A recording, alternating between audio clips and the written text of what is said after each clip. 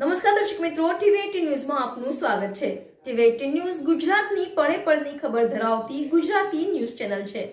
હવે જોઈએ મુખ્ય સમાચાર। ઘોઘા રોડમાંથી 61,000 નો બિયરનો જથ્થો જપ્ત, આરોપી ઘરેથી ભાગી છૂટ્યો।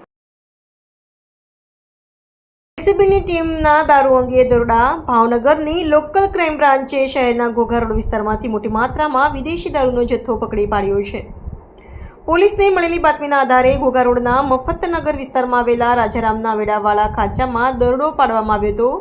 આ દરોડા દરમિયાન પોલીસને જયપાલસિંહ ઘનશ્યામસિંહ ગોહિલના ઘરેથી કુલ 264 ટીન બિયરનો જથ્થો મળી આવ્યો હતો, જેની કિંમત ₹61,680 આંકવામાં આવી છે। દરોડા દરમિયાન આરોપી જયપાલસિંહ ગોહિલ ઘરે હાજર ન હતો, તેની સામે ઘોઘા રોડ પોલીસ સ્ટેશનમાં પ્રોહિબિશન એક્ટ હેઠળ ગુનો નોંધવામાં આવ્યો છે।